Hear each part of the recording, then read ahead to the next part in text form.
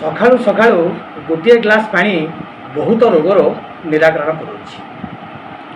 आजिकाली घरे घरे स्वास्थ्य समस्या से खाद्यपेय नौ बा लाइफस्टाइल की नौ यही खाद्य समस्या उपरे गोटे पाउडर आज गोलिकी खाइले आपण बहुत गुड़े रोग निराकरण कर से पाउडर कौटू आसला कि भाव आसला से पाउडर नाम कौन आसतु आम सहित आज जे कि ओडिशार यही खाद्यर जे प्रमोट कराउछंती सुधीर कुमार नायक आम सहित जोड़ी यार कौन विशेषत्व रही आसतु आम सहित सीधा सड़क आलोचना कर। सुधीर बाबू बांकी मिरर आपको स्वागत करुच्ची। नमस्कार, बांकी मिरर स्वागत।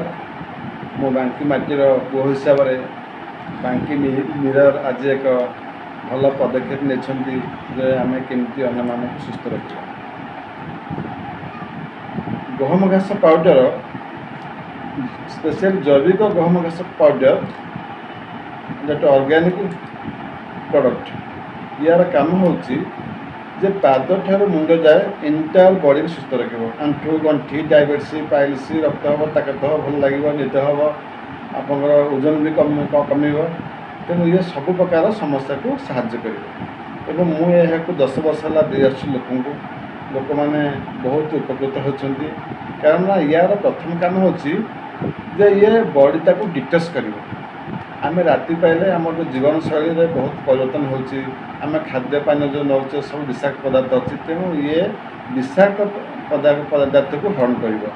विषाक्त पदार्थ जिते डिटॉक्स हम जो हरण होमर शरीर रोग प्रतिरोधक शक्ति बढ़।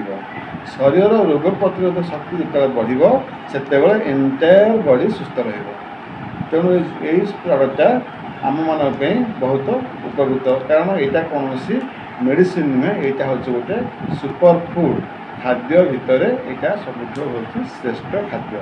तेणु आम केमती श्रेष्ठ खाद्य द्वारा सुस्थ रहीपर सबू रोगर निराकरण हो पार सेटा ये गहम घास संपूर्ण रूप से आमको दे पार। सुरेखा राणा भवानी शंकर उच्च विद्यालय शिक्षयित्री 3 वर्ष है मोर डायबिटीज बहुत जोर होता। विभिन्न डाक्तर परामर्श करी मो औषध सेवन करी हेले मोर तापर गोड़ बाम पट अंगटा पूरा एकदम झिमझिम चली पारि ना तेणु भारी दुखित अनुभव करी।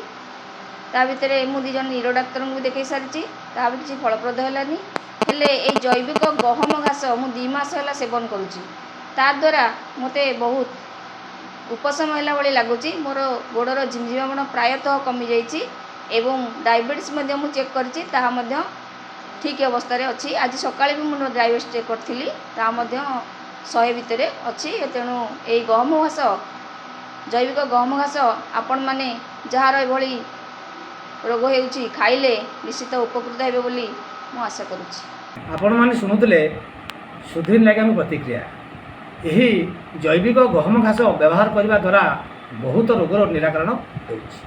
तेणु आशा करूँ आपण मैंने समस्ते यही जैविक घास व्यवहार कर। कटक बांकी सुशांत कुमार नायक रिपोर्ट बांकी।